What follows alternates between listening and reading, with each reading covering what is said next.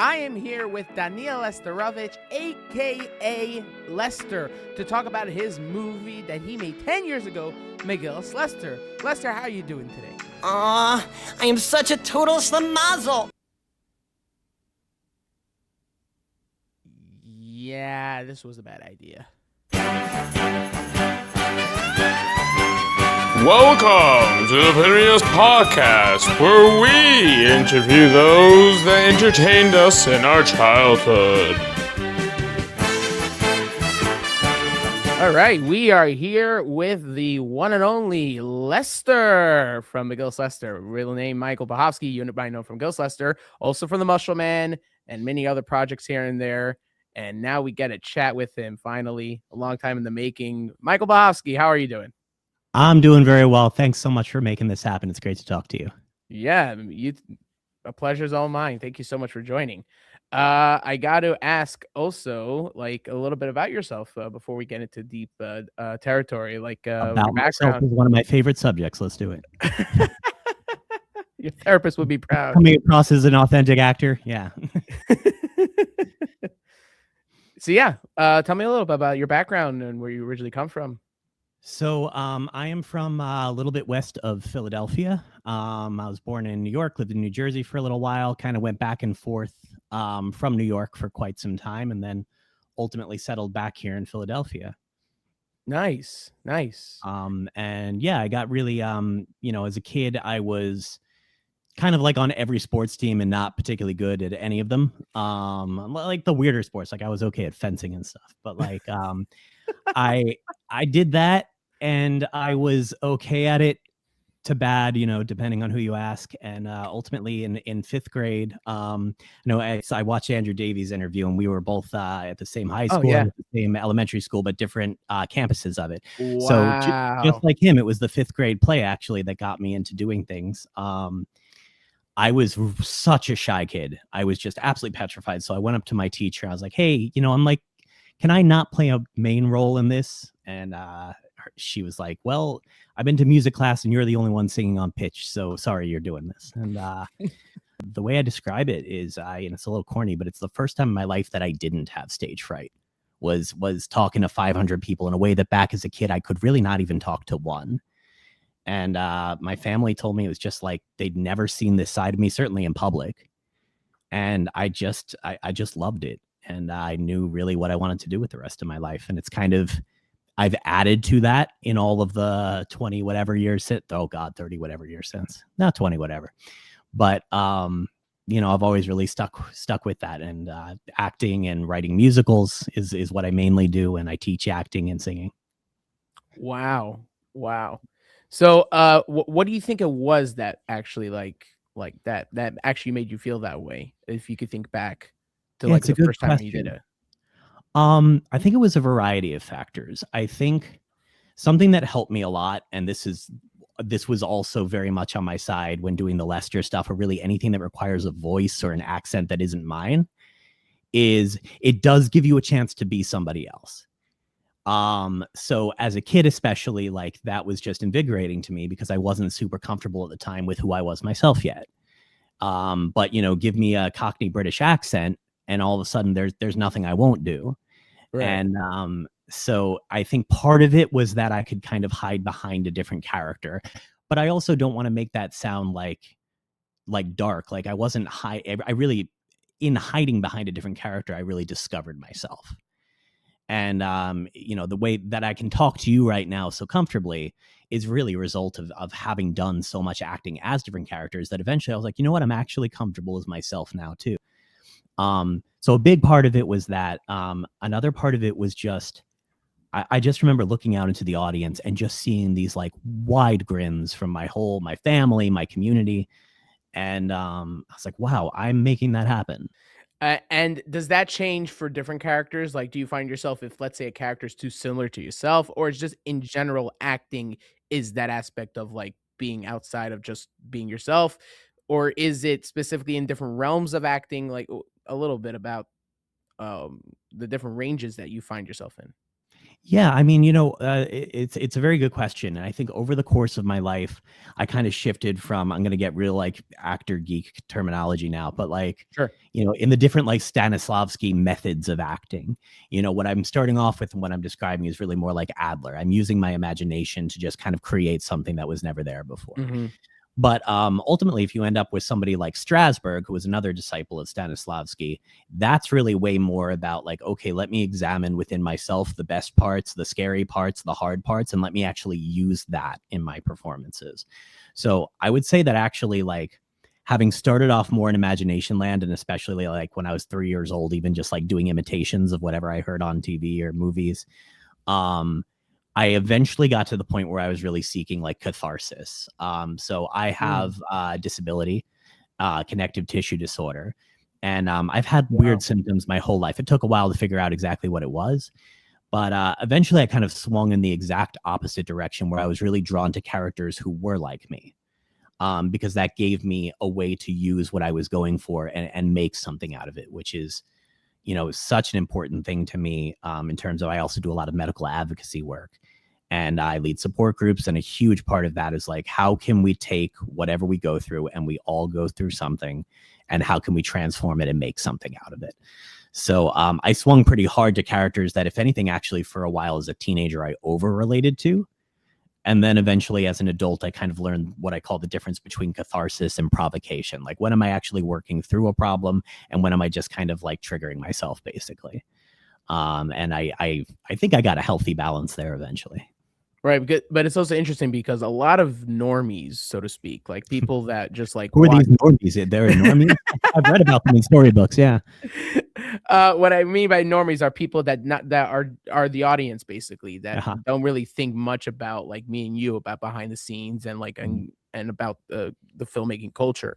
Is that it a lot of people don't really realize the scope of how much actors or filmmakers actually draw a lot from their own life because they're thinking like, oh, these guys are their job is imagination basically. So they're Mhm. thinking like, okay, so their job is to take something from nothing into something else, but it's actually the opposite. A lot of actors and storytellers really do take stuff from their personal lives. Um, Absolutely. Yeah, do I you? mean, you can, yeah, sorry, yeah. No, no, no. Go ahead. Go ahead. Yeah, no, just it's different methods for everybody. So some people do it more, some people do it less. Hopefully everybody's kind of finding what their personal like healthy way of doing it is. Like on the extreme end of the scale, you have people who are literally living their roles for several months at a time. And like there's no question it works. But like, is that absolutely necessary? I think for most actors, it's a combination of all of the different tools in a toolkit, and it can be really painful, but extremely satisfying and meaningful to take your own pain and just kind of put it on display in a way that you can be proud of later, and then it's kind of not in control of you so much anymore. You're in control of it. What aspect of acting or oh yeah, actually yeah, what aspect of acting specifically do you like?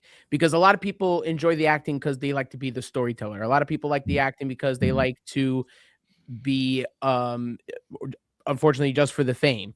But what I'm trying to get to is that there's a lot of different types of reasons. Some people have all those reasons, most of the reasons, some of those reasons of why they actually do like to be in these stories and acting and such.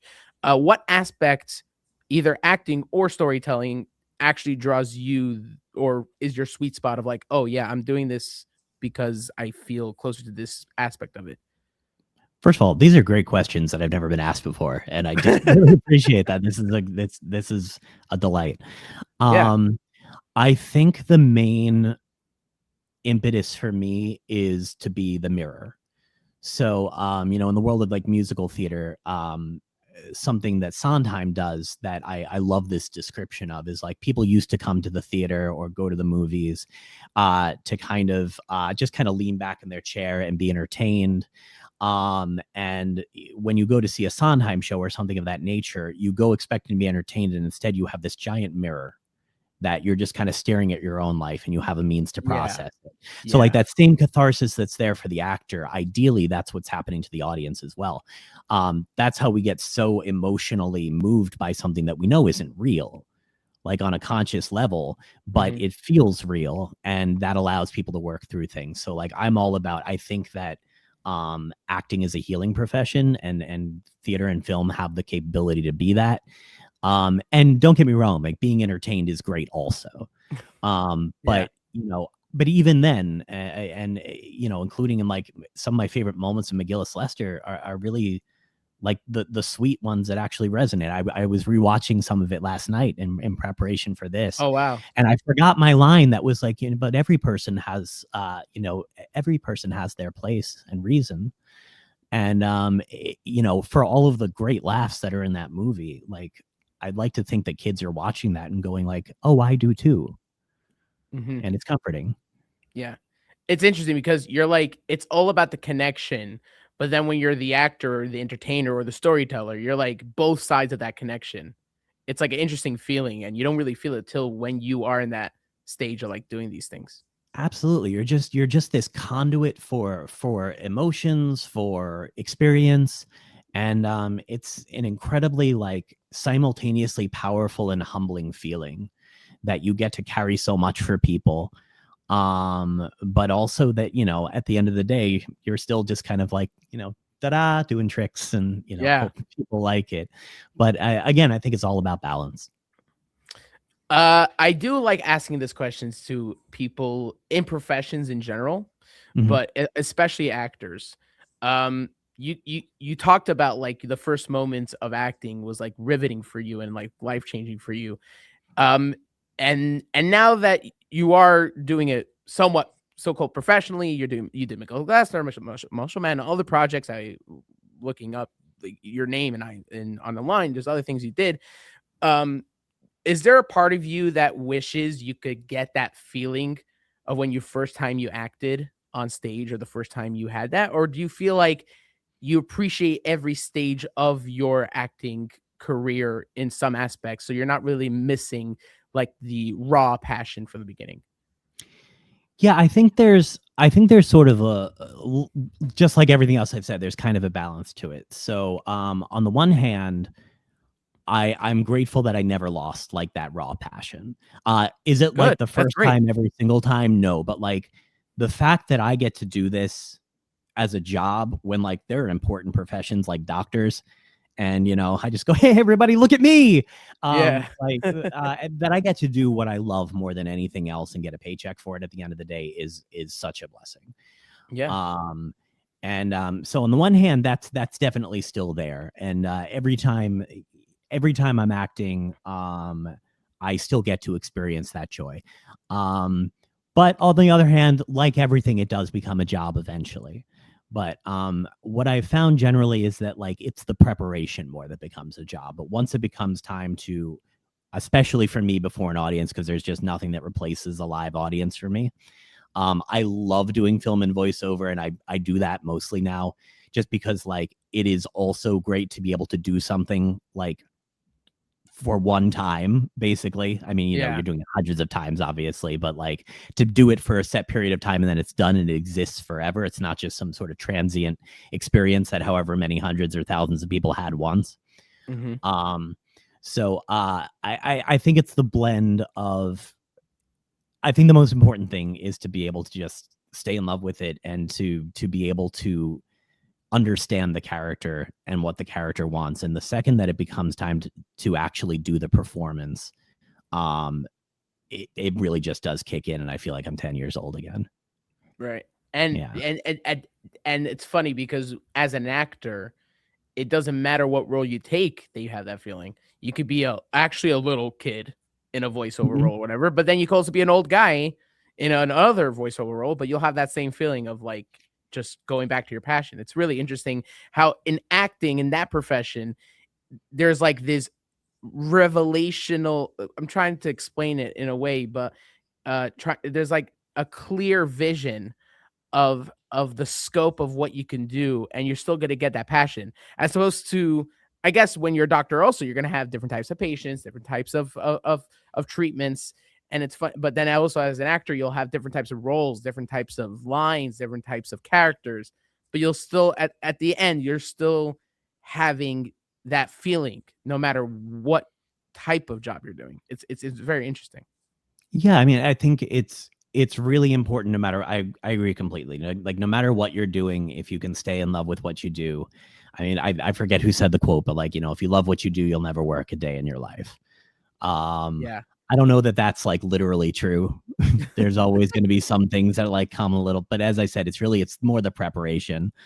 Yeah. But especially if the writing's good, like, I mean, just to bring a new character to life is very exciting. And as a voice teacher and somebody who's just like been like doing imitations my entire life, it's especially exciting, when I get to do the animated stuff and just do a voice that's nothing I've ever done before. Right. And that's certainly the case with McGillis Lester. Like, as if I go around and I go to Sub Chabad somewhere and people are like, hey, look, like they'll say to a kid, like, that's Lester. And they're just super confused. Just like, hi, yeah, that's true. That's me. And then they get way more confused and it's very exciting. There's nothing like terrifying children, Yeah. So you've got to have a reason in life. So when you get a role, like someone comes to you and says, hey, here's a role for you, and you agree to the role, whatever it is. I'm not saying actors in general. For you personally, what is your first step, or what is the most important thing you need to tackle when you get a role?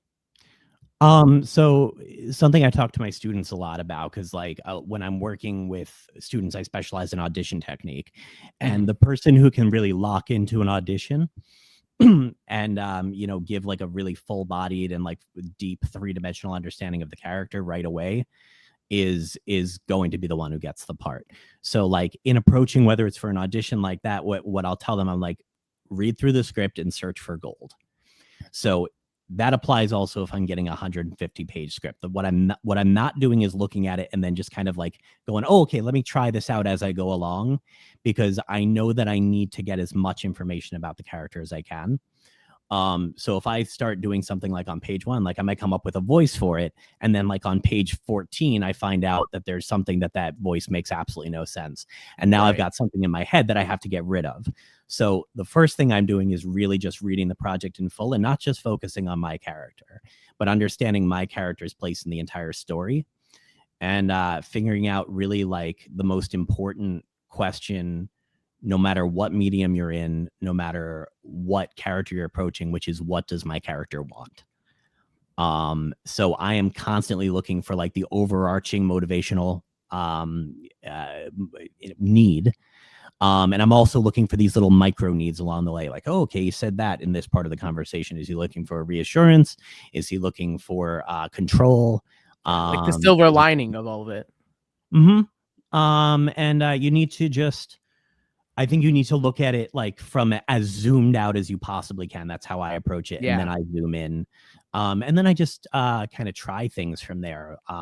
Once I can really hear the character's voice in my head, even if that's, obviously in animation, that's going to be usually a bit more exaggerated. But even if it's something more realistic, I'm finding the emotional resonance for me. And like, okay, how do I approach this character? How do I become more like this character? And how do I make this character more like me? And it's always somewhere in the middle of that spectrum. Right. And for the audience, emotional doesn't mean sad moments. Emotional just means it could be like a comedy. What is this character? What makes him happy so much? Or this character, what makes him so determined as much? It's any emotion.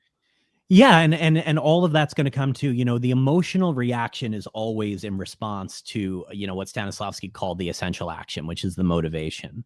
So like, if I want something and I get that something, that's going to dictate my emotional response. If I want something and I don't get it, that's going to dictate a different emotional response. And of course, there's, many subtleties and nuances within those two broad categories. And usually it's kind of something in between. And the worst is like when I'm talking to actors and stuff, the worst that like directors or writers can do is having the least amount of information or time as possible for the actors, because a lot of times you do, whether it is like pressure time or whatever it is, or just in general, just information, like actors really do want the more information, because that's the only way they could actually truly get into the role. And everyone's suffering if you don't get information. And more than ever, people are, when people are looking things, whether it's just entertainment, pure entertainment online, or it is in videos or movies, people are just looking for authenticity. And it's funny because we're talking about acting, but the point is that like they could the audience knows. The audience could read through anything. So if you don't have that information, you can't be authentic as much. And the less authentic you could be, the less the audiences are engaged. Yeah. And I would also add to that, like, I think when we view it, like, as you said, kind of the irony of like, we're looking for authenticity in acting. But, Right. it's one of those things that seems paradoxical on the surface. But then when you delve into it, I mean, this is the most like obnoxiously artsy statement I could ever say. But like acting is about telling the truth.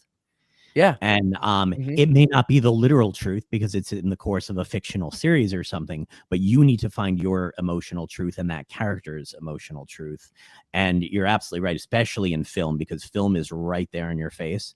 If you overact, Right if there in you your are face. not in the Also, moment, also you're sitting there for an hour and a half. It's like it's taking up your time. sure. I know, and that's actually one of the hardest parts of film, I think, because like, in theater, the hardest part is how do I keep this performance alive 8 shows a week for however many Yeah. months or years I'm going to do it. For film, it's how do I do 100 takes of the same 12 seconds and still like bring the same zeal I had to it from the very beginning every single time, because you never know which one of those is going to be the shot. What you Right. do know is that if you don't bring it and just decide to phone it in, that one's not going to be the shot. You're going to have to do it again. Right. And I agree with you completely in terms of like, I'm directing something and also acting in it, which is always an extra challenge, kind of being on both sides of the camera. Yeah. But yeah, they were like, we're trying to get me to do it in 1 day. And I convinced them to let us do it in 2. For that exact reason. Like you want to take the time to get it right. And the more Mhm. pressure you feel from a time perspective, the less likely you are to get it right. But also, yeah, I completely agree with your point. Like we as actors, I think some directors, kind of might actually think like it's impolite to give the actor information, like you're trying to do their job for them. No, we thrive off of that. Mhm. Like we love having as much information as possible. And ultimately it's really fulfilling to be able to like bring somebody else's dream to life, and you want to hear as much from them as All right. possible. And even if the information could be in the opposite spectrum, being absurd or just like not helpful at all, but still you're getting the perspective of the director. You're getting the perspective of the storytellers. Mhm. So anything gives anything. Yeah, and ideally it really is a collaboration that goes both ways. Hananya is one of my absolute favorite directors to work with. In large part because like he does very much give us kind of initial insight into the character and let us do our own thing. But then it becomes a conversation going forward still of like, okay, well, can we tweak that part? That's not quite what I was looking for. Like Yeah. imagine, say the line again, but like imagine this is what you need and this is what you want. And it goes back and forth, and you develop a rapport and a level of trust that gets a way better product, I think, than if either individual were just doing it on their own. Right. Before we continue, I just thought of this, that you are one of the only actors that I've interviewed that's also a director or Mhm. acted and directed in the same project. Mhm. Is it hard as a actor if you are the writer or director, because you kind of like, because as a storyteller you sometimes could overthink your story, not in a bad way, but just so much of more information than anyone else in the room.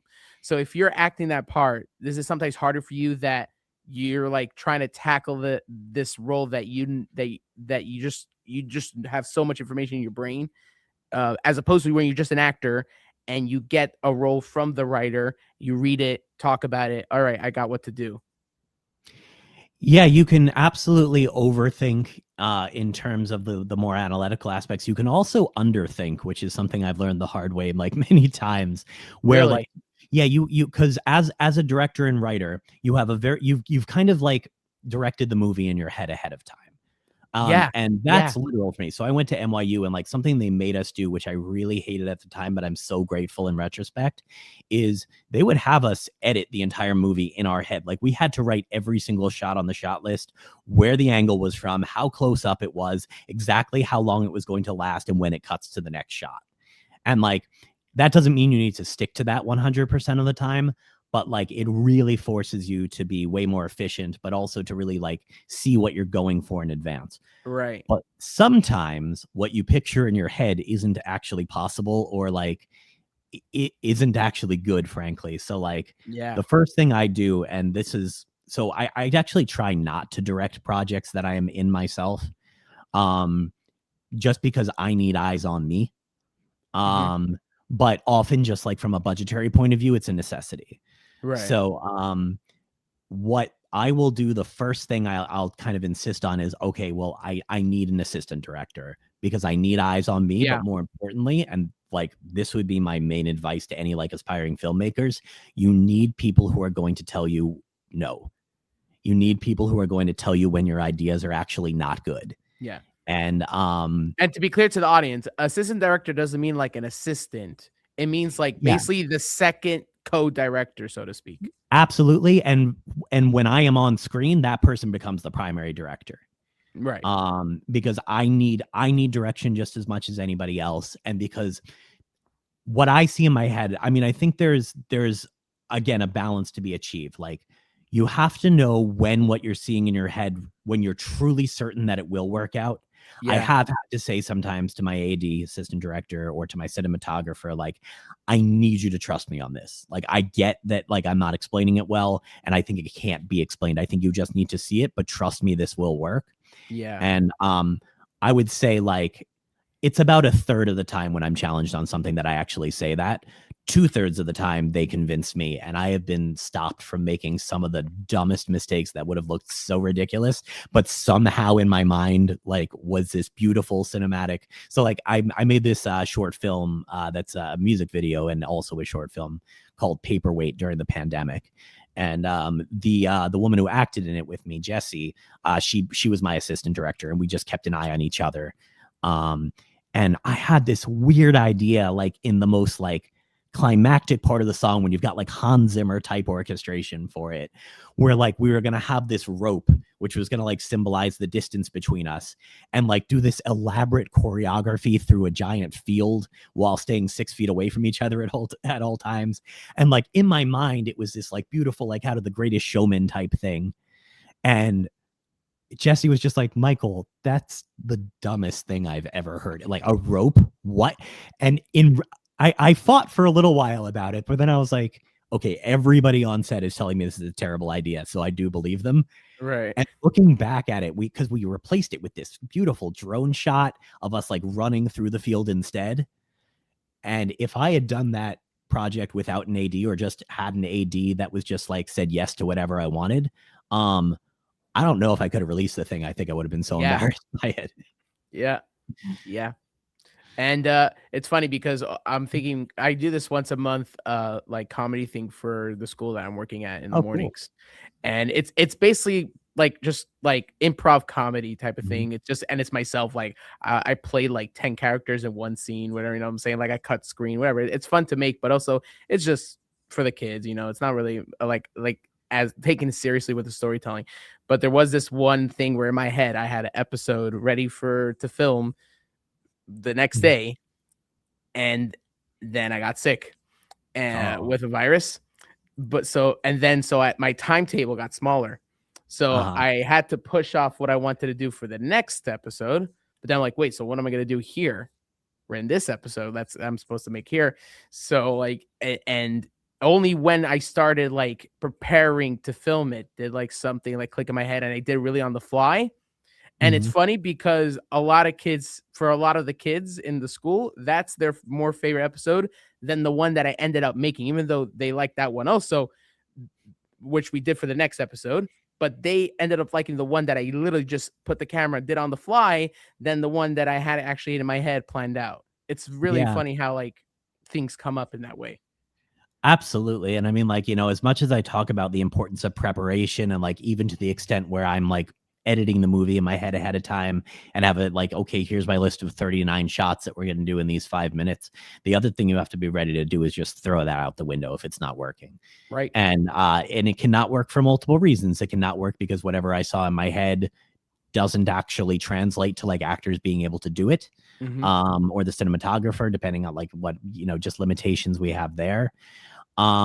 or it could just not work for reasons like you said. Somebody gets sick, there's a quote I like a lot, which is "Man plans, God laughs." Yeah. So, so you So got to be true. ready to just make stuff up, and at the end of the day, just trust that, like, you know what you're doing enough that what'll come out is good. And like you said, sometimes it's the stuff you least expect that really just lands, and maybe it's landing because you didn't prepare as much for it, and you're just letting it happen organically. All right. Sometimes when I have ideas in my head, I like to write it down. Mhm. When it comes to whether it's just a full-on script or just a storyboard or just an idea. So I have this idea of a show that one day I'll make, but I wrote a pilot of that show and I put on the side. A year later, this is when I was in high school in Mhm. yeshiva, and a year later when I got back to it, I like took half of the elements of the script because it was like a drama story and with superhero elements. And then I look a year later, I'm like, why do I need the superhero elements? I could just have that drama. You know what I'm saying? And Yeah. it completely changed the whole scope of the vision I have. Even now, like I always once in a while, like when I take a walk, I just vision in my head like exactly the scenes or the lines or what's gonna be the main parts. But I don't like it's nothing like how I first wrote it at all. Yeah. Yeah, and that's kind of a reality. I mean, like, there's so many like comedians who are also writers who talk about that in terms of like, you submit something to like a studio, like, okay, this is my script. But yeah, it's very good to be able to like know how to adapt and not be too rigidly attached to anything. But also, no, not to anything, to know what's worth fighting for in Right. terms of a vision, and to know, when something better can come out of it or just different. Whether by necessity or just because your own, you challenge yourself, like you said, like, okay, well, fantasy is a phenomenal way, I think, to give people a method of, processing those same sort of cathartic things. Yeah. But like with fantasy elements, so they can kind of suspend their disbelief more and be a little bit separated from Mhm. it. But sometimes you don't need that, and sometimes something doesn't have to be larger than life. It can be, perfectly life-sized, and Right. that'll certainly resonate. So let's get into your collaboration with Hananya. So the first project you did was Muscle Man, or was there something before that? Yeah, the first project I did with Muscle Man, they found my Hananya Malkalea found my backstage profile. So I had just graduated college. I was doing a production in Hackensack, New Jersey, and I was doing the show like every night, and I had nothing to do during the day. So they found me, I think, because I had listed probably Hebrew as a language that I speak. And Got it. they had me come into Manhattan to audition for the Muscle Man. And I think it was Hananya, Malkalea, and Shmuley, I think, were all in the room. Yeah. And immediately it was just like, it wasn't just an audition, it was a conversation from the get-go. I think we met each other, we really liked each other instantly. I happened to mention, I remember there was a keyboard there because Shmuley was testing us on some of the songs, and Malkalea is just like, I see you play piano, do you want to just like play and sing something from your show? And I did. And then yeah, we ended up shooting the Muscle Man. Which one was that? That was the one You were the bank robber. Yes, that was Yeah. so yeah, I'm always either like a I'm usually a clown for them. Especially Yeah, Shmuley yeah, had a yeah. way of making me into a clown. Because I did That some was clown. that was the I was a second clown one. 3 times. And I just remember like this was one of the 5-ish movies, but Shmuley called me the Yeah. day before the shoot and was like, "Do Oh you want to yeah, come you to were the one of the clown of 5 shows?" you were the I was Muxa five. guy. Yeah. Yeah, I was Fievel. Yeah. My own mother wouldn't have recognized me, but I was Fievel. And and I just I remember Shmuley called me, and I had one question because it was the next day that he needed to shoot. I was like, "Do I have to be a clown?" He said no. Cue the next day when I'm getting there at like 5 a.m. so they can do my clown makeup. And I was just like, "Hey Shmuley, remember yesterday when you told me that I wasn't going to be a clown?" He was just like, "Yes." I was like, "That was a great conversation." So, I guess you get typecast at some point in your life. But I've gotten to do so much with all of them, and like I adore all of them. Like they're such a pleasure to work with. I'm joking about the clown thing, but like it's so wonderful to just get a call one day and just be told like, this was a real one. Like, hey, Michael, this was from Hananya for it was like a World of Wonder, I think it was called, which was like basically about like different animals and what makes them kosher and not. And he just called me one day. He's like, Michael, I need you to write an arrangement, maybe like a Dixieland jazz version of Old MacDonald, and you have to be a donkey, a quail, a chicken, a pig, and a duck. And I was just like, what other doctors don't get calls like that? I really hope they don't get calls like that. I don't know that for sure, but like it's just that's great, and what a weird challenge. That is why we get it. I gave this serious answer of like we get in this for catharsis to bring truth to the characters. We also get into this to play. It's fun. That's why it's called a play. Yeah. And I've gotten to stretch my range for the three of them, especially Hananya, Malkalea, and Shmuley at various points. I have stretched my range more than in the rest of my career combined, I would say. What I love about the Muscle Man is that it was more than just acting. Like you had very much the physicality. Yeah. Like even the bank robber, like you were just jumping and you're spreading your hands and your coat trench. You know what I'm saying? Like you didn't necessarily just go like a funny bank robber. No, you actually were physically in it, and you're just like in the mode. Like it was so physical. And by the way, you saw that with everybody in the Muscle Man. Everyone was so that physical. And it's funny because it's not necessarily like a huge show or TV show, or it's not like it was for kids, and it was like shorts, like 5-10 minute videos, but you could see how everyone like just put everything into it. And it was great to watch. Like looking back, it was fun to do. I mean, I think one of many things I appreciate about Hananya is, he's a bit of a minimalist as a director, but what he tells you allows you to hook in perfectly. It's exactly what you need to know. So like for that character of the thief, I remember him just being like, you're a really slimy guy, and I really kind of want you to like, move around like this, and then as soon as you work that into your voice, all you gotta do. And then when I'm doing it kind of like that, and it's a bit staccato at times, then all of a sudden you get this blend of like being very flowy but also very sharp movements. And that's really, I think, what makes that character is the combination of those two. Yeah, and you don't really see that like really anywhere except for like, let's say, animation. But that's what like the Mushroom Man was. It was like literally live action animated characters, Like, yeah, and I think that was their first time using a green screen also, and that's also just so cool working with them. Is like every single thing you do is a level up from the last thing you did. Yeah, and like you could tell. I'm gonna go a little geeky with you right now, Please. but you could tell when you saw the Muscle Man saying the stories, you could tell that they had a problem with the black coat taking a lot of the green because it was kind of fading in and out. But then you get to the other episode, you could tell it's more light up.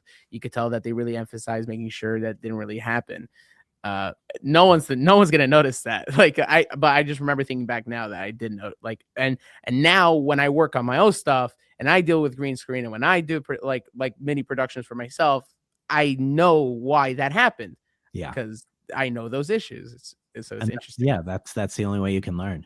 But it's also, I was thinking of like an example of what you were saying before about like how you never know like what random little thing is going to be the thing that takes off. So like I remember in that song, and by the way, I remember one thing I'm proud of in regards to that song, which I think was called like The Easy Life. Yeah, if you want to join the easy life, a life is truly free. All right, even though I don't remember all the words, but yeah. Yeah, it's something, and no authority. Because I was doing like, so when I record myself, because I'm a singer-songwriter also, when I record myself, I'm recording myself like 100 times, and I'm editing, I'm tweaking every single note. I have done, I think, every song I've ever recorded for them in one take, maybe with like one line of punch up. Really? And it's because of the voice. It's because it takes me out of myself, and it is so much easier to do when I'm not constantly judging my own sound. So I remember like that one, like I think we were all surprised that I did it in one take. Wow. But it just, I have a sense of the character. I had this voice and attitude I could hook into. And I think it helped that it wasn't like, it didn't need to sound pretty. In fact, it would have been bad if it had sounded pretty. Right, because the bank but robber is sounding yeah. pretty. But I remember there's his line, blah, blah, blah. That's quite enough. Yeah. And then for me, a year passed, and then I came back to do the Jelly Bean Muscle Man one. Yeah. And that line was in the movie. Blah, blah, blah. That's quite enough. And I just asked Malcolea, I'm like, is this an homage to, she goes, Michael, this line took on a life of its own. And this is all we've heard for the last year is like 8-year-olds going, blah, blah, blah. I'm like, wow. All right. I'm a star, just not quite in the way I imagined. No, it's exactly. It's not the costume. It's not like the cool depth words. No, it's blah blah blah. It's blah blah blah. That's quite enough. And that's Malcolea's genius. Is just like she's able to work in these really like such specificity into her lyrics. Yeah, they're just fun songs to sing. Yeah. And then of course Shmuley, like I don't think there's a person on earth who knows how to write a catchier song than Shmuley. So like you put all of those also together. the arrangements, because if you really think about it, not all of them they composed, they adapted or parodied a lot of Jewish music.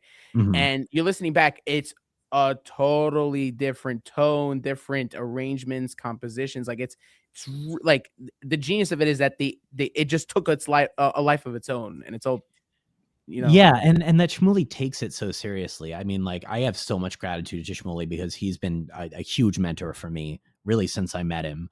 Like there's like anything I know about recording, I am not anywhere close to as good as he is. But like what I know is largely because of him, and especially how I know how to be like efficient. Like, I mean, the most obvious things, like I'm embarrassed admitting this, I don't know why I am, but like I didn't know how to crossfade in Pro Tools.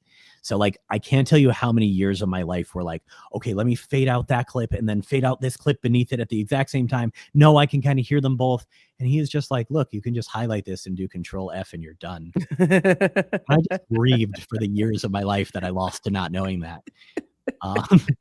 So yeah, he's incredible. And also his ability, you know, not just like his ability as a songwriter, as an arranger, but his ability to put together a team that are going to make, I mean, these tracks are wild to listen to. They are so sophisticated. They are so good. You know, they could have easily just like, for the songs that already exist, they could have easily just like, you know, paid a small license to get a karaoke of them. No, they wanted to do it from scratch and like come up with something truly novel. And Shmuley is incredible at all of that. Out of the Musclemans, so you did the bank robber and the jelly bean one. Yeah. What would you say? Which one is your favorite, or not, or they just have its own? I think the bank robber, just because it was the one time I wasn't a clown, or a different type of clown anyway. Yeah. So my answer would be that, just because like I've never like I did get to play that type of character in a musical a couple years ago, but like that's the only time it is so fun to play a villain. Yeah. Like I don't usually get to do it, and it's my absolute favorite thing to do. And it's not even like a maniacal villain. It's just it's a character that's just enjoying a life. You know, it's you don't really get that in villains. Usually it's like, oh, trauma and something happened to me in the past. But no, it's just he's trying to have a good time. He's living the life. And you know, it's like I think something I really appreciate, like there's many things I appreciate about doing children's films in particular. But I think what I appreciate most is it's really a blend of film and theater. You're doing so. All right, this requires a little bit of story. So I grew up doing theater. I did not do any film until I took my first film acting class. I think when I was, I mean, I did some film, but like nothing serious. But like I took my first film acting class when I think I was 21 at NYU, and they just like did an extreme close-up of us doing a monologue, and I did that, and then we watched it back, and I looked at it, and I had like an existential crisis. I was like, oh my God, I'm a terrible actor. Like, this is bad. And I remember this like 86-year-old woman. She's like, no, honey, you're doing fine. You're doing too much. You're doing it for theater. And that's exactly what she sounded like. children. So I really had to work very, very hard to dial back what I was doing and be a lot more subtle, because you, as I said before, if you overact for 1 second, the camera sees it and your entire audience sees Yeah, it. because you have to be very subtle because Yeah. you're essentially acting real life. In real life, you're not Mhm. over Yeah. anything. I mean, something Adam, who played Hammond, Adam and I have been like best friends since we were 12 and 14. Oh wow. And I'm the one, I got him into audition for McGillis Lester. Oh And he is, first of all, he's the best actor I know. He's absolutely incredible and he can do anything. But what he was told by his teacher at North Carolina School of the Arts was, for film, was just mumble. That's all you need to do. Just mumble everything. And that's a bit of an exaggeration, I think, but like the point being that in real life, we do not like resonate and enunciate the way we would doing Shakespeare. yeah. And if you do on camera, it looks ridiculous. And so what I love though about children's films is they really do exist in an in-between land, because Right. if you think of the green screen is very much like a stage, and the experience as an actor is very similar. You're looking out at the audience and you have to imagine it's not an audience. Well, not only are you doing that, in film with a green screen, but you also got to remember what your entire imaginary set is going to be. I did like a movie in like space for Hanania Malkalea, and like we had to remember, like, oh yes, we put our sandwiches on this thing here, and it's at this height, and the steering is over here, and if we're too low, then it's not going to look right. Yeah. But anyway, it's a nice hybrid also in terms of style, because you can be a little bit larger than life for these characters, and like villains who know that they're villains, like Hammond, or villains who, as you said, know that like are just like to have fun. But even he acknowledges that he's a thief and a villain. Yeah. As he does his little joke, or Ghana for short. Yeah. But it allows me to be a little bit more theatrical in my performances while also being more nuanced at the same time, and that's just a really good sweet spot that I enjoy. So let's get into a little bit of McGillis Lester. Sure. Were you in the beginning of the process? Was it a long time till you got involved? Like in the beginnings, how did that work? So I know, as Hanania told it to me, like he'd been writing this movie basically his whole life. As this kind of idea of just like, what if we took the idea of a Purim spiel and we really just went bananas with it and came up with an entire original plot, and just like, so much of it he had been doing for I don't even know how long, in terms of like some of those jokes that had just been kind of rattling in his brain. I think that's why it's there's a laugh every 20 seconds. Yeah. Is because he had thought so much about this. I don't think I brought in so many of the cast members that I think I must have been there relatively early on. I brought in Adam. I brought in the woman who voiced Vashti. She's good. Yeah, she's phenomenal. I know he called me, and I must have been early on, because the first thing he said to me is like, okay, can I hear you do a kid's voice? And my first question is always, how old? So he's like, let's hear like 7 maybe. And I just came with the most ridiculous thing that was. And he was like, okay, I changed my mind. It's not 7. Please, Michael, never do that again. He's like, what if we tried for like maybe like 12 to 14? She's like, okay, well, 12 to 14. This isn't the manliest thing I've ever done, but in musical theater, nothing's the manliest thing I've ever done. He's just like, that's it. That's the voice we're going for. So I considering I think most of the other parts had not been cast yet, I guess I was probably one of the earlier ones. So you did other characters also, not just Lester, right? I did, yeah. I did in the scene with Hammond where the guy recognizes him as a barber. That's me. Yeah. Okay, that guy. Yeah. Great dad. And it's also just I truly love accents. Like that's probably my favorite thing to do. I am such a nerd at accents. I get to teach them to my students, and it's one of my, as soon as they ask me like, can we do a Russian accent? I get very, very happy. So Yeah. I got the call. I did that. We recorded, I think we recorded 4 days. So we recorded The whole film. the whole film in 4 days, yeah. So And that's besides any pickups or reshots that they have to do over the animation process, right? I don't think we had to do any, actually. Really? Not that I can remember. There may have been some along the way, but like, I think they were really thinking far in advance on this, and we had read the scripts, many times. And we took the time that day, like Andrew said, like we would just do the line in many different ways until Shmuley had the option that he thought was the right one, and Hananya Makalea agreed. Or he would keep sometimes some backup options, and that would help because we did record most of it like individually, just to make sure that like we wouldn't bleed into each other's microphones is the term. But we needed to know how the other actors were doing it. So for me, I think partly for that reason, I was usually like one of the first to arrive and certainly the last to leave, because I needed to know how all of the other characters were doing their parts so that my response to it would make sense. So like if you've ever watched an animation and you hear somebody deliver a line and you're just like, that didn't sound like the correct tone to respond to that, that's because they weren't in the same room. Yeah, there was no chemistry. Yeah.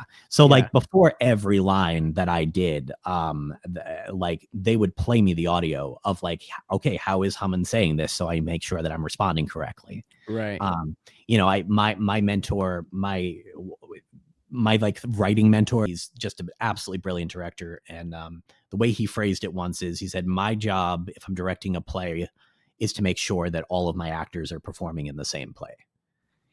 And because it's so easy, especially when you're not together all the time, to just kind of have your own take on it, and somebody else has a totally different take on it. Yeah.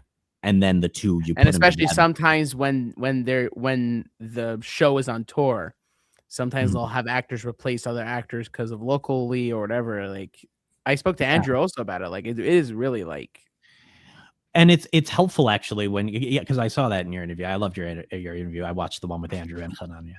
And I just sent him a text today, actually thanking him because he was very sweet, talking about me.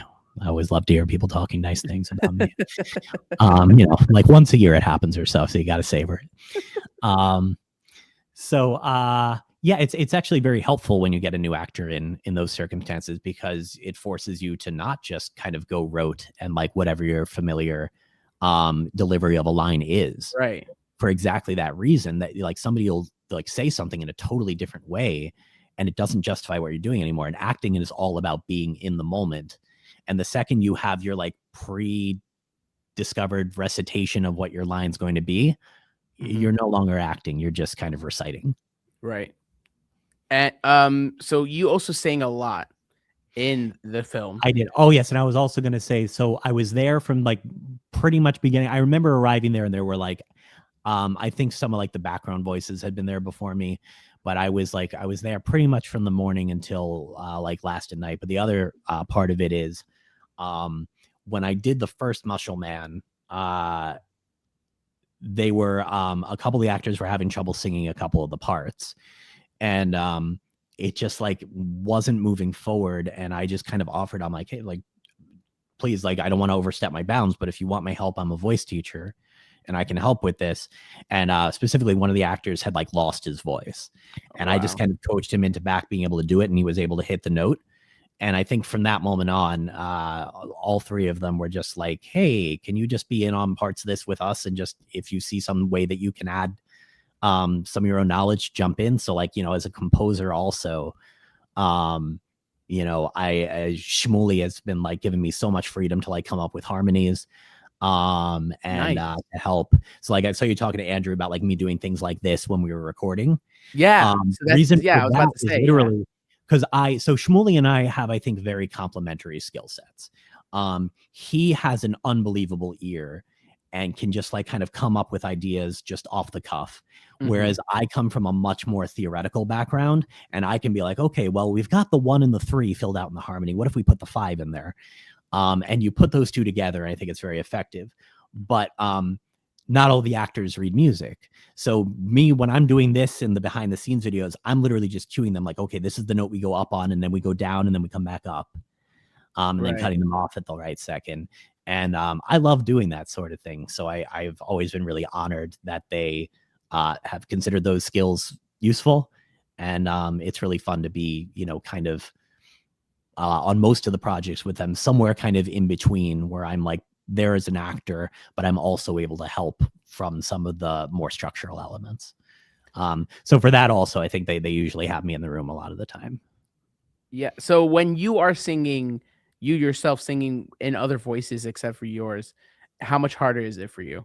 So it's like I was saying earlier, it's way easier. Why is that?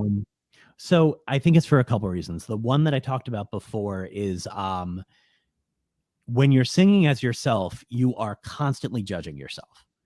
Especially like I come from a very classical background. So I'm just like, oh man, that ah vowel was a little bit more way towards the soft palate. I could probably do that stronger. And I really need to show my front teeth more to hit the hard palate on that. Make sure my larynx is in the right position. Right. When I'm singing as another character, those voices just kind of go away. And those voices are helpful, but they're not that helpful usually in the moment. Especially if you're trying to act and sing at the same time. But physically though, is it harder? Like if you're singing as Lester instead of just singing your own voice, is that physically harder? So not for Lester. It can be for certain. Like if I were to try to do like the voice I did for my film instructor before, like I can't keep that up. Like I actually hurt myself a little bit doing it.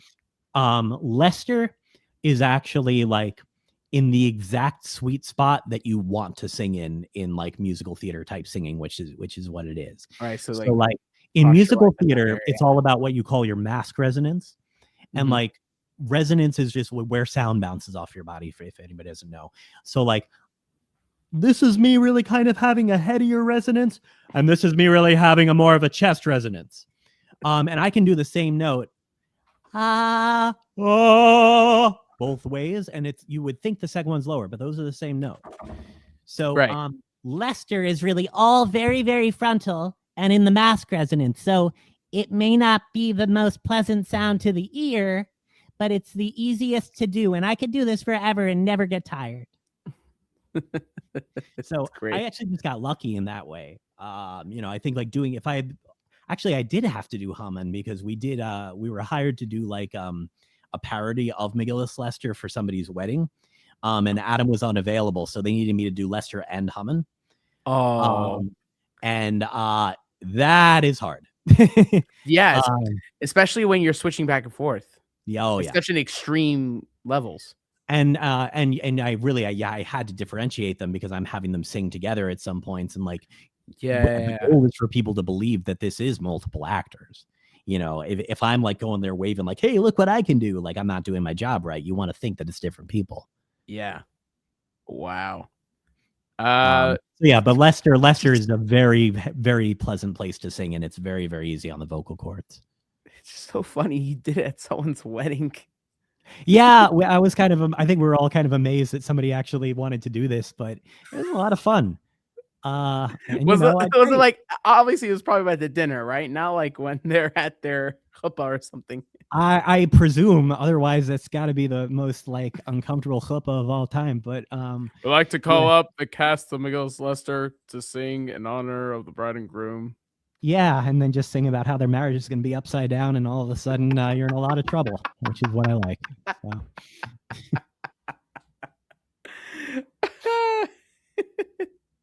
That's great. So also from the behind the scenes, it kind of explained it, but you recorded all the things for McGillis Lester before, obviously, the animation process, or at least before they actually got into production of the animation process. Is there a part of you that wish you could have done the motion capture, being like physically there with the character? So like two thoughts. On the one hand, like there is the vague, like that would be cool. And like, you watch like the amount of extra difficulty that is. As much as part of me was like, that would be cool. I had a lot of conversations with the animators, like as we did more projects, and I was just like, what was that like for you? And they had to match our voices. Like they had to Yeah. talk in the exact same cadence we did so that the lips would record correctly. And they just were doing these things like 100 times.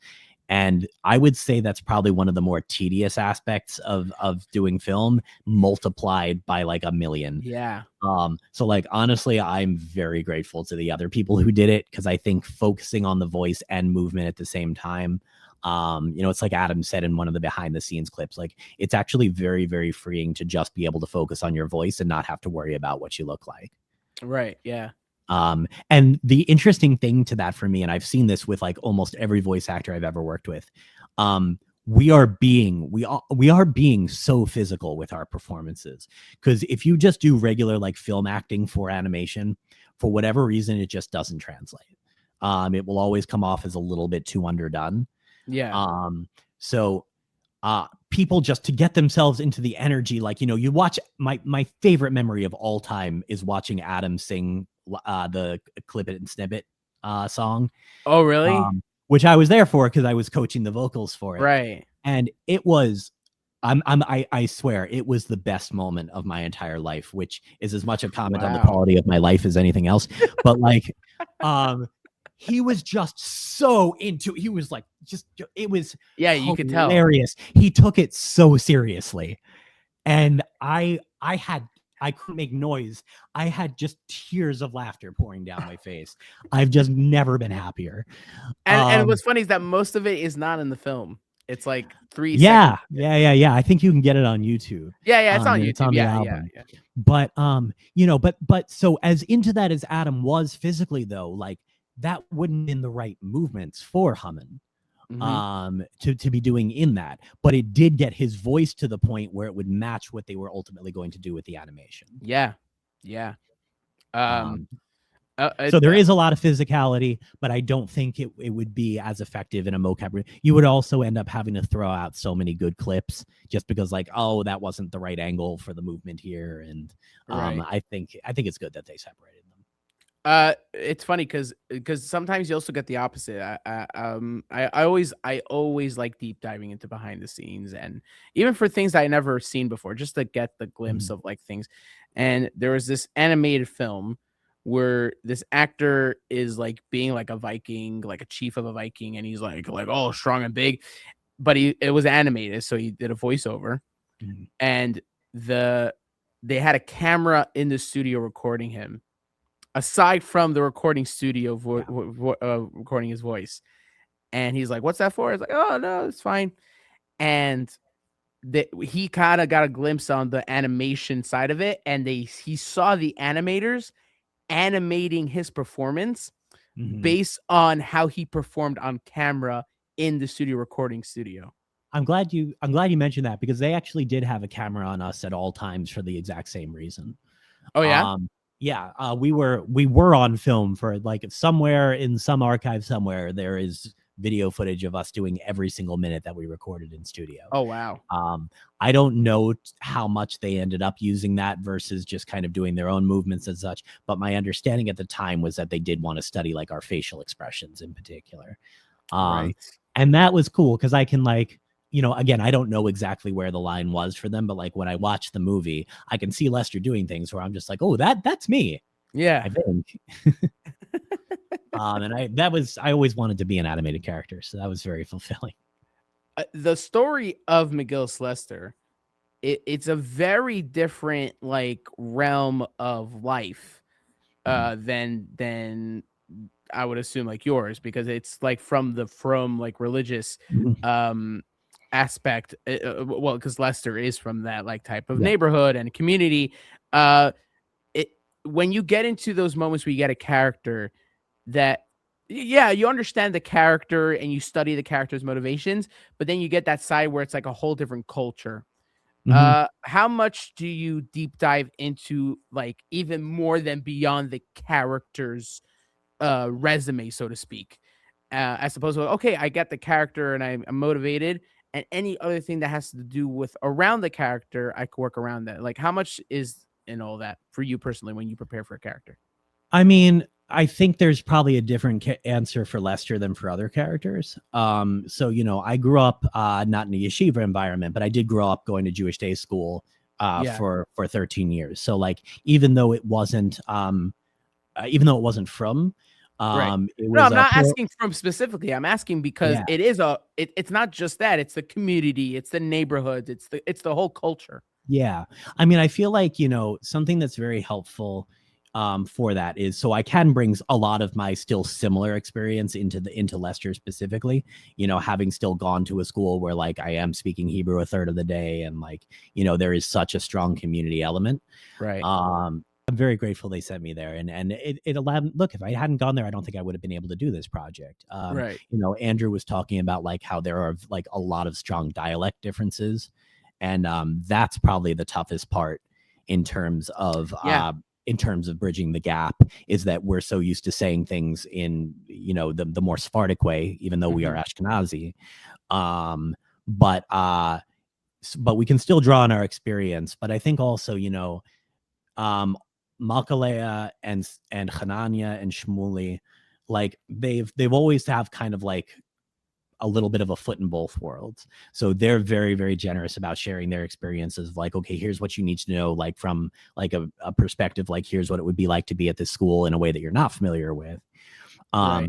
But I think one of the things that I really respect about Hanania's writing and all three of their work is like they certainly are a part of and know the community that these films are intended for, but they're also able to throw in all of these references to like other movies and things that like are not necessarily watched by the Frum community. Right. And like it reminds me of how when I grew up like watching Disney movies and when I'm adult watching Disney movies, I can see like, oh wow, they're really like doing things on two levels here where like everything is appealing to the kids, but they want to make sure that the parents who are bringing them are still entertained. So there are these extra jokes in there for them that only they will understand. And that's what I think the three of them are doing also with like these various references to other films and such. Oh yeah. But when I'm more broadly though, like when I'm approaching a character, I want to read a lot or ideally like watch interviews of somebody who is very much like that character. So like if I played a soldier at one point and like I just don't there's nothing about me that calls out soldier. Except for the scrubs. Yeah, that too. But like, just in terms of just the physicality of it, I mean, like I'm approximating it now, but like I have a friend who is a staff sergeant in the Marines, and I just like spent some time just like hanging out with him, just watching how he interacts in regular conversations, and then like kind of mimicking that physicality. Yeah. But I really want to see it like from the source, not like I don't want to watch somebody else acting it. I want to see that actual person and study what they're doing. Same thing for accents. I'm not gonna watch an actor doing the accent because I don't know necessarily. Maybe it's good, maybe it's bad. I want to go listen to clips of like people from Yorkshire, wherever it's going to be, and listen to them talk and then imitate it. Right. I'm trying to think. Oh, so when you are approaching the filmmaking process, besides for acting, what and directing, because that's the things you do. What's your favorite aspect, or what fascinates you more about filmmaking, besides for what you actually delve in usually, like acting and directing? So my absolute favorite thing is film scores. Because you're in, obviously you're in music. Yeah. It's my favorite genre of music. It's really the first music I got into. I feel like classical music kind of went in two directions in the 20th century. In one direction, it went into like postmodernism, where it's very like abstract and technical and mathematical. Right. And I do find that interesting. But like the other way it went into film scores, which I think really descends from composers who were writing these very dramatic themes. So I think that's also why I latched on to Shmuley so quickly, is because like he's doing that and he's doing it so well and he's doing it so efficiently. And it's just so exciting to watch somebody coming up with that. So I've gotten to score a few things myself. Nice. But it's not what I usually do, but it's my favorite part.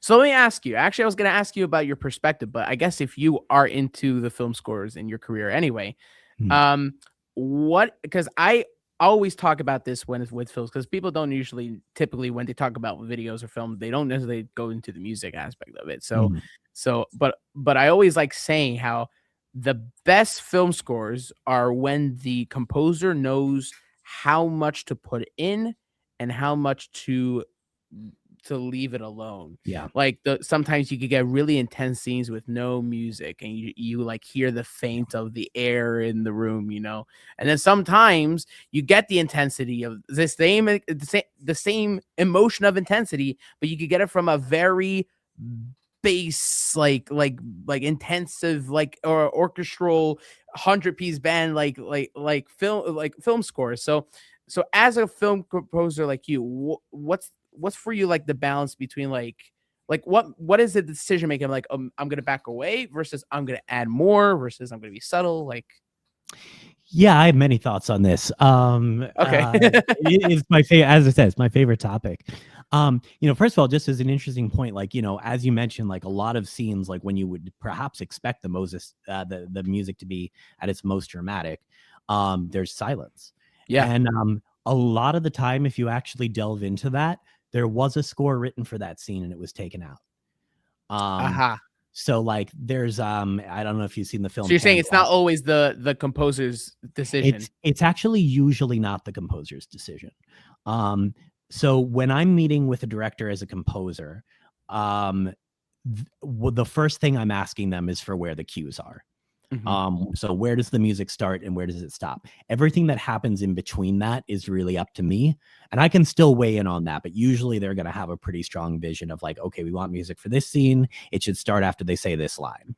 Right. Or it might not be that specific, but they'll be like in this scene, and then I come up with the exact moment, but they've usually already decided where music's going to be and where it's not. So like in terms of, there's an interesting balance. I feel like I've said the word balance 8,000 times in this conversation. No, but it is crucial though. It is crucial. It is. And the balance as a film score, generally speaking, is you are there to support the emotional journey of the film. If you are noticed, it's a problem. So like there are some exceptions to that, and when you do that, you have moments where you can really let the music soar. But like something they really impressed upon us in my film scoring classes at school was like, if you do this to the point where you are where we notice the music, it's a problem, because film is a visual storytelling medium, and your job is to support that, not to steal the spotlight. So something I'm very interested in when it can be achieved is when you have these scores that actually do both, where in the moment when you see the film, it's just supportive and you don't notice it that much, but believe me, without it, you'd have a wildly different experience. But also when you listen back to it, you're like, wow, this is actually really good. Right. And this is really nice to listen to. Really, they will tell you to stay away from solo instruments because they do steal attention from the film. Right. I suppose of it being blended. Exactly, yeah. And I think, unfortunately, there's also something going on in film scores and frankly in all areas of art where like safer and safer choices are being made, and therefore they're not albums that you really want to sit down and listen to. Yeah. Which is unfortunate, but that's happening everywhere. Yeah. Ironically, it's been my experience that like there are so many rules that are imposed on you when you're scoring a film, not least of which is here's when you have to enter, here's when you have to end, figure out a way. Right. Yeah, exactly. That feels like it naturally starts and ends at those times. But like there's so much, and it'll often, the director will usually have pretty specific thoughts like, okay, I want some like Louis Armstrong style jazz here, and then I want something like really orchestral for this section. And ironically, I have found that by being given those limitations and constraints, and structural rules, it actually makes me much more creative. And I've started writing in genres I would have never imagined writing in, just because that's what I was either told to do or that's the idea that came to me. And then all of a sudden it's like, okay, I've never written Dixieland jazz before. Okay, now I can do it. And it's good to know. I think like if you're if you're a composer, I think generally speaking, like, I'm not going to ever claim that like in my, few days of listening to a ton of Dixieland jazz that I became a master of it, but I became competent enough at it to do it. And, generally speaking, it's like, if I'm just given a new genre of music that I don't know about, I can literally Right. just first of all go to Wikipedia and just be like, okay, what are the instrument breakdowns for this genre? Because that's going to be the Yeah. first thing I need to know. And then I just listen to it and I'm like, okay, I can write something in that style. And then it's fun. You get to, just like in voice idea, you get to stretch your instrument.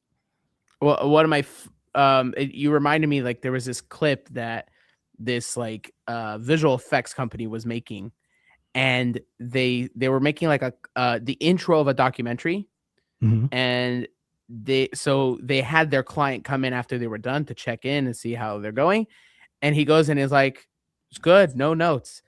But it was like, oh, no notes, like we gotta go, like, oh, there's production time. No, it was just like he legitimately thought it was great, and one note like the here and there, but not a lot. And they're like, wait, so you don't have any notes? He's like, no notes. He's like, so they're like, we usually get notes. Like, what do we do now? Yeah, no, it's you nailed it the first time is not usually something you get to hear in any art form. Yeah, exactly. Yeah. So after McGillis Lester came out, Mhm. what was how's that been for you? That during that time of like not press tour, but like when you were showing around and people watching it, like what was that like, that time frame? So it was released in 2014. Right. And they rented out space at Lincoln Center to do the premiere. Which was just so cool. And like, it's so great of them to like, I mean, just to be able to say like, hey, I was in a movie and we premiered it at Lincoln Center. Like, that's so special. And it was really like, it was a gift to the project, but it was very much a gift to all of us. Yeah. And especially yeah. that's not really in the frum world to have a No, premiere for a movie, Yeah. And to have a premiere at like, one of the most prestigious institutions in the country. Was an amazing experience. And it's also the first time we ever saw the movie. So like, Oh, really?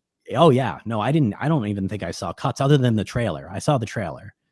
But like they showed us when we went to recording, they had like a basic sketch of our character. So we would have a sense of like, I mean, you see somebody physically and you're like, okay, Right. that's what I'm going to do with my voice. But no, we never, I mean, at least I didn't see any of it, and except for the trailer until we got to the theater. And then to just get to sit there for like, an hour, 20 minutes, however long it is, in, like, with 500 other people who are like so excited to be in the room. And to get to hear this thing that you devoted 4 days of your life to, but like animators devoted like a year of their life to. Yeah. And Hananya and Malkalea and Shmuley dedicated years of their life to. Yeah. And to get to see that, I mean, to get to see that on a big screen was an incredibly positive experience. And I'm very grateful for it. Yeah. And then, yeah, since then it just, I mean, my father frequents Chabad more than I do, but like whenever he does, inevitably he was like, McGillis Lester, and they'll all be like, yes, of course we do. He's like, well, that's my son. But that it is just like such a fixture is so cool. The fact that you're here talking with me about it 11 years after the fact, more. Yeah.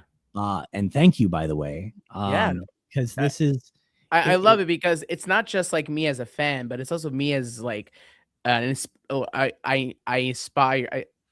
I guess that's the word, but basically I love to get into that space.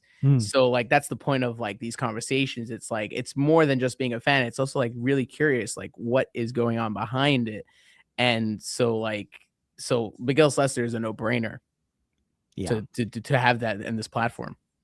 And I think also just like it was such a communal experience from the beginning. Like, so as I said, we spent 4 days together. Maybe there was a 5th day for a table reading. I don't remember. Right. But I would expect so because they usually do that. But like we were all just so close. For me, I think that was extra because like I had brought so many people into the project. That, right. like, and especially like, I don't know how many dozens of projects Adam and I have worked on over the years, but like just being around him and all the others was such a wonderful experience. And I think the amount of fun that we were having doing it translates into the movie very well. Oh yeah. Just us singing like the, at the feast where everybody drinks. Like, first we all sound like pirates. I'm not quite sure why, but like just at the feast But and Hananya joined us for that. Like we were just, I think that I've talked to Hananya and Malkalea a lot about like what drove you to do this, and they told me they were making movies when they were growing up, and like Mhm. what I really admire is that for these creative projects, like they still maintain that creative enthusiasm and that youthful energy, and Yeah. are always make sure that kind of like goes into the room and fills up the rest of us. And just anything I've ever made for them has just been like a wildly fun time. And that it's caught on so much is so special. It's cool to just be like, wait, can you do the voice? Like, yeah, I can do the voice. I don't get asked that about other projects. Yeah. Um, There were plans of McGill's Lester too. We spoke a little bit with Hananya. mhm. We didn't really talk about like what it would have been. Do you know anything or? I mean, he told me at some point he also kind of vaguely had a Hanukkah movie sitting in his head somewhere. Uh-huh. And I think what he was hoping to do was like maybe focus, like take one of the other boys and make them one of the main characters. And then just like That would I have would been great be if there you as well. had the fat one. Oh, what's his name? Uh, Gimple. If you had Gimple doing the Hanukkah story, or like he pops on Hanukkah and he sees Romans, he has to run from yeah. Romans. That would have been Oh great. yeah, that would work well. Yeah, we go. So yeah, yeah, if you can write it. But so I would have been there as Lester, but like more in a supportive role, and somebody else probably would have been the main role. The trouble is, it's funding. It's the same trouble that Yeah, is for yeah. everybody everywhere. So like, you know, But he did I say that as time goes on, it gets cheaper. And that's especially true, when he had the experience. You have both the experience of the first one and and he has his own technology studio now, advanced. So which is yeah, helpful. exactly. Also, Um, yeah. but I think what we need and we would all certainly love, and I think we'd all be back in a heartbeat, is just, if anybody's watching this who's like a benefactor who liked this movie and has the means to help us make something like this, like then we would all love to do it again. Oh yeah. Um, but and I know that these more creative projects are really like Hananya's like bread and butter. That's what he really lives for. Yeah. But it's like any other area of the arts. It is hard to get funding, and these things are always way more expensive than you think they would be. So and then generally, like even if some aspects of it have become cheaper, you end up usually like still doing more in the way of work because now the technology may be cheaper, but it also allows for a bit more perfectionism. Right. So like it's been my The experience that standard is higher. yeah, so it's been my experience that like as technology has made like areas of my own composition life easier, I'm not spending any less time doing it. I'm just Right. doing it to like higher standards. Right. And that's something, as we said earlier, that like, as I said, every single thing I've done for them has been a level up from the last one.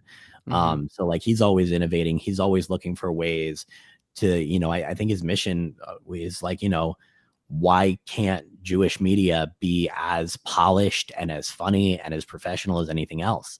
And he's done a remarkable job of that, but it does cost a lot of money. Yeah. Of course.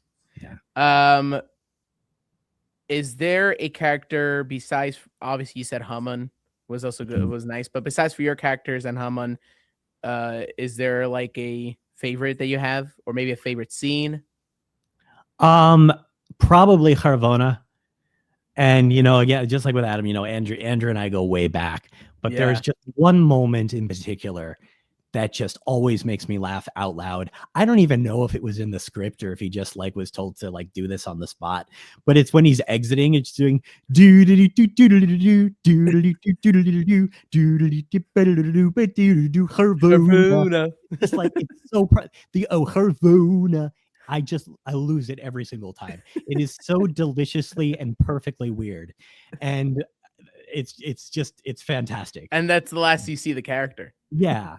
And just he's there the whole movie just wanting to be acknowledged. Just like me, 50 almost high. And it's just never like, no, bad idea, bad idea. Finally, he gets it in, and that's how he expresses his enthusiasm. And it's just hilarious.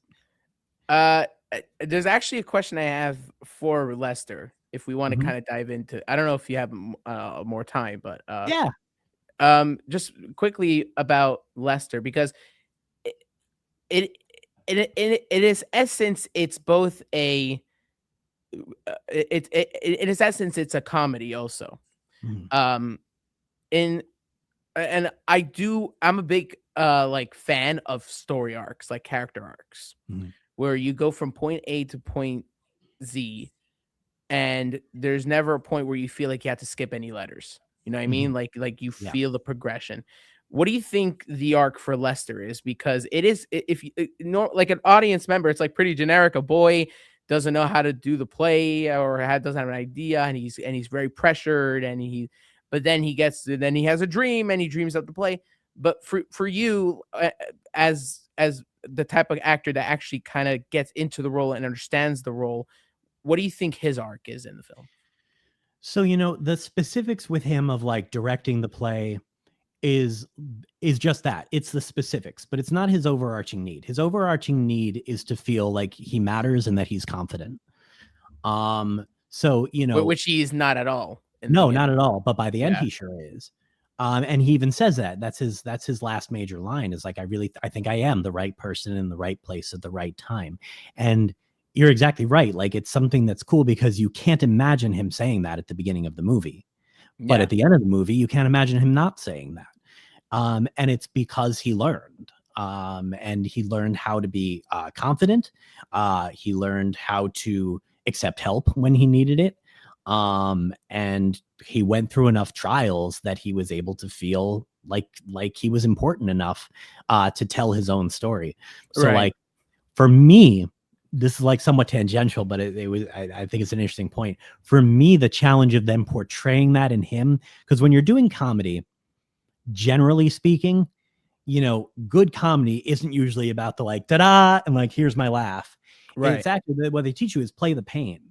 Be authentic with it, and if it is funny writing, people will laugh.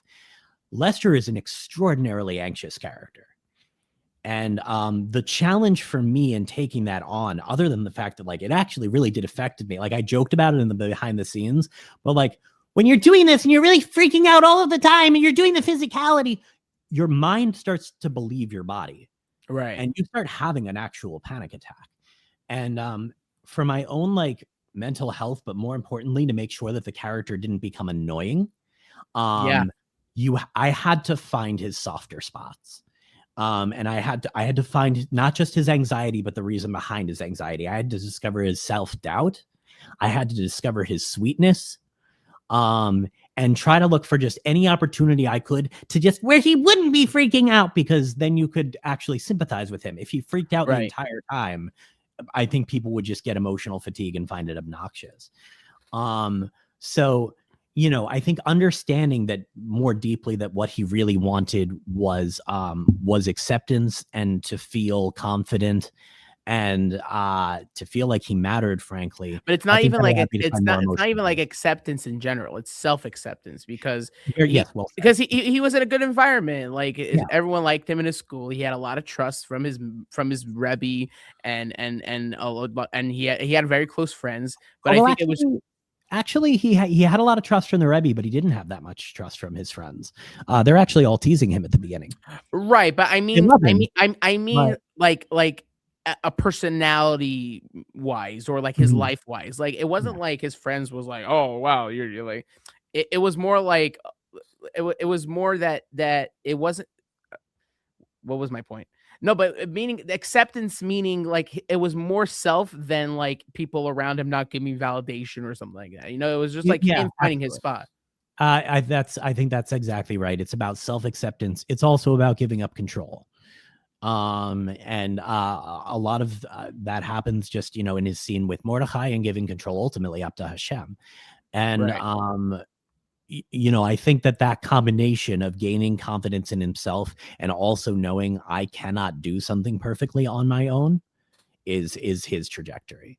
Right. And what makes it fun, and not just as you said, from all the way from A to Z, is all of the obstacles he encounters along the way and how he decides to solve those, Right. or And sometimes how they end up getting solved right. without him And doing anything. you see that not just in the writing, but you see that subtly throughout the film. Like, for example, the first time you get introduced to the song Upside Down, you Mhm. get only like two verses. It's just by piano. you don't even get the main points of the chorus. You get like just the upside down, that's it, but you don't actually get like the entire chorus in there necessarily, and it's cut short. And the arrangement, and also like it's just a piano, not there's nothing like sophisticated about its arrangement. But then when you get to the second time where you're towards the end of the film, that's when you get more instruments, and that's when you get more of a whole song. You spend about 3 more minutes on the song, and there's more verses, because it's kind of like Lester acceptance, but also realizing that there is more than just him going freaking out about everything and having the confidence. It's also about trust, self-trust, and also just trust outside of just from himself, and also the confidence. It's like I love how the fact that was subtly put in there to where most people wouldn't realize it, but if you actually analyze it, you realize that's how they made the film, kind of. And it's also it's such a great like tool that they borrowed from musical theater, which is reprises, which is my favorite thing in musical theater. Is like, because we'd had sort of the prequel song of Upside Down, once we get to the actual song itself, the audience, even if they're seeing it for the first time, they feel like they already know it. So it's kind of like, it's kind of this interesting blend, like when you go to a concert of a musician you love and you've never heard, or sorry, when you go to the concert of a great musician, but you don't know their music, you're taking it in and it's a cool experience. But when you go there already knowing every single word and every, like, that's a wildly different experience. Right. Because you're trying to find something new. Yeah. And so by doing the song that way and having the ballad prequel to Upside Down, by the time you get to Upside Down, everybody knows the melody, even if it's subconscious. Right. They're on the inside of the story in a way that they wouldn't be if it was a totally different song. Is there anything that they cut out from the film? Other than the rest of the snippet and clip it, but again, it's in the credits. Nothing that I remember. That's I great. think they were pretty tight in terms of like, I don't remember recording anything that didn't ultimately end up in there somewhere. Yeah, that's great. Yeah, there may have been a line or two, but nothing that I remember. Right. But that's great. It's great to like hear like how like there was so much passion, and there was the lack of a better way to explain it. It was very much like an indie film. Like you're there for the passion and for the mission, as opposed to a corporate like quota of getting everything from start to finish. But of course the trade-off then is like, you get this fun, artistic, genuinely novel product, but it is then harder to find the funding. Right, exactly, yeah. But my point is that the way you're saying is that's what the experience of making McGillis Lester was. It was very much character story, filmmaking driven, as opposed to anything else. Yeah, and just so like genuine passion for the subject matter. Mm-hmm. I mean, the fact that Hananya really was just kind of like coming up with Purim-spiel jokes his whole life, several of them puns, several of them like, based on like in a different interpretation of somebody's name. Mm-hmm. I think that like the sheer amount of like probably decades of thought that he put into it really just made such a solid piece that, I've even shown to many of my non-Jewish friends and they love it as well. And it's one of my favorite things I've ever gotten to be involved with, and was a uniquely fun experience. One of my favorite McGillis Lester moments is the accident part where you have Big Son and Sarish doing the Hasidic dance, but when you watch it, their elbows are like glitching in and out of each other because of the animation. And it's funny because it's visibly there. Not only that, in the behind the scenes, they visually zoomed into that moment. So like for sure it wasn't overlooked, but I love it because it's like, because if you're like really looking into it, you find it, and it's like there's like a charm to it leaving it there instead of like, oh gosh, it's glitch. We gotta fix it in the behind the scenes in animation. Oh, we gotta spend another month trying to keyframe everything, Yeah, there's some like interesting just specifics in there that I genuinely love. Like here's one I'll give you that you can look for. When I'm singing the main Inside Out, when I do Upside Down and Inside Out, when I'm wide open on that, for whatever reason, you can see my spinal column through my mouth. Like, you can see like the vertebrae. It's crazy. And it's like, what on earth happened that allowed that to be the glitch? Or was it intentional? Because it's brilliant. It's It's hilarious. And anytime I show it to people, I'm just like, wait, you're gonna see like my thoracic spine in a second. Hold on. Like it's but yeah, I'm like, I keep meaning to ask. I'm like, what led to that happening? Or But nobody noticed it. I what noticed was the it. I watched decision it. to leave it there? Yeah, I'm not sure it was noticed. It's like so much of it I think was left to technology in terms of like they were wearing the motion capture suits, Right. and then it was just translating to animation in ways that like they were just experimenting with for the first time. So like, little things like that were like, I just wonder like what led to that. But it's delightful. And Yeah. and again, it's like I think the point of the movie, like it's not meant to be perfect. It's meant to be new and different and engaging and entertaining. Right. And it succeeds at all of that, and very ambitiously to be doing it with this type of technology. But yeah, the occasional moments where the technology kind of wins out. It honestly just adds to the humor. It doesn't detract anything.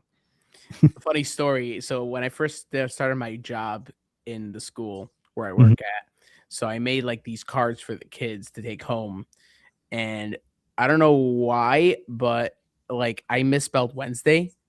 But Wednesday is like that word that it's a mistake. Word.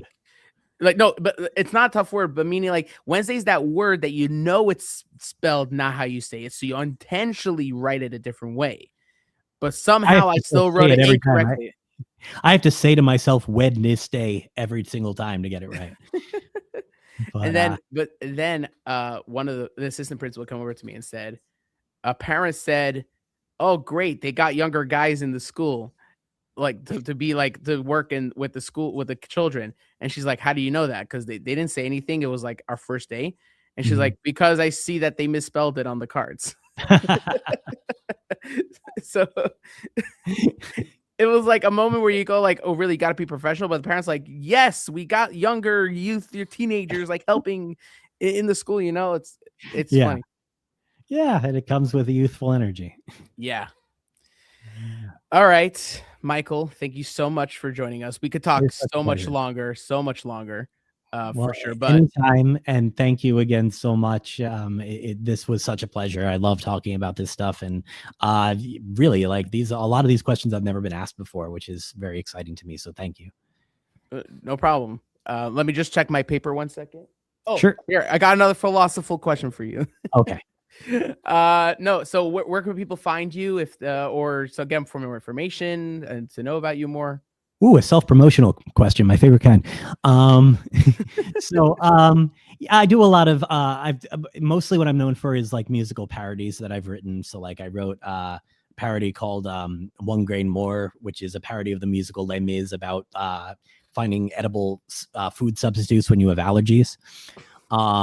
And then, because why not? Yeah, that makes sense. Yeah. and then during COVID, we kind of reprised it, and I did instead of Master of the House from Les Mis, I did Trapped Inside the House. So those are available on my YouTube channel or on my website, which is michaelbihovsky.com. If you're interested in like what I get up to, because I'm writing musicals, I'm performing frequently. You can sign up for my mailing list there.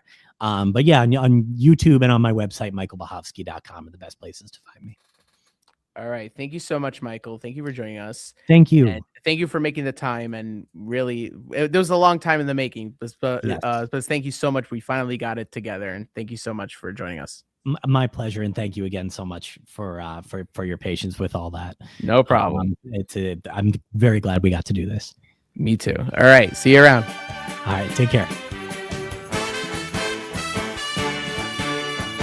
Thank you for joining us on this week's episode. It was an amazing episode. I had so much fun. There's another episode of the Premiers Podcast every Thursday, and every Sunday we have our music reactions with songs that I never heard before, and I react to it on camera. And every day we have our dose of Jewish music, where I do short reviews on Jewish songs out there. Please leave your comments and subscribe and like this video and share it with everyone you know. I really enjoy doing this every week, and I hope you do too. So please join us every week. And thank you for joining us, and have a wonderful day.